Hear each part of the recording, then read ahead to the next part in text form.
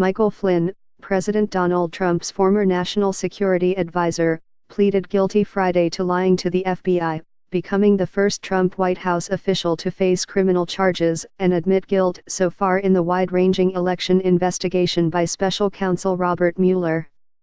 Flynn also agreed to cooperate with Mueller's probe, which focuses on Russian meddling in the 2016 election and possible coordination between Russia and Trump's team in the campaign that sent the Republican businessman to the White House.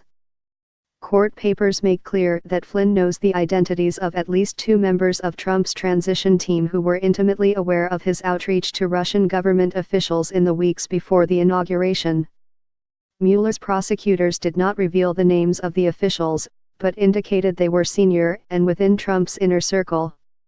Trump ignored reporters' shouted questions as he welcomed the Libyan prime minister to the White House, and aides canceled media access to a later meeting between the two.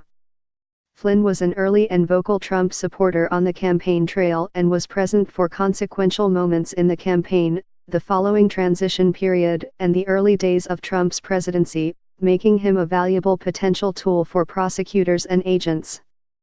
His business dealings and foreign interactions have made him a central focus of Mueller's investigation.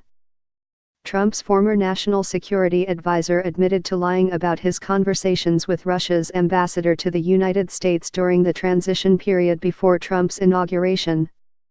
In a statement, Flynn, a retired Army lieutenant general, said he accepted responsibility for his actions and added, "My guilty plea and agreement to cooperate with the special counsel's office reflect a decision I made in the best interests of my family and of our country."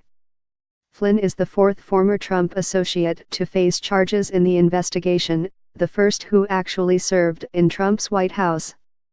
He has been under investigation for a wide range of allegations, including lobbying work on behalf of Turkey, but the fact that he was charged only with a single count of false statements suggests he is cooperating with Mueller in exchange for leniency.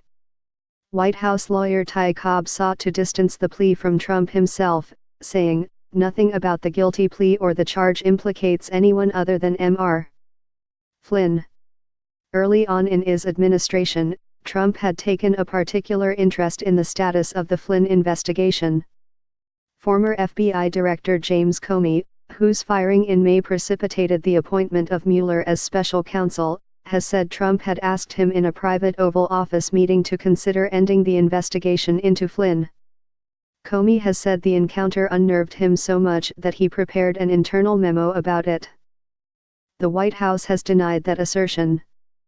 Flynn, who was interviewed by the FBI just days after Trump's inauguration, was forced to resign in February after White House officials said he had misled them about whether he had discussed sanctions with the Russian ambassador, Sergei Kislyak.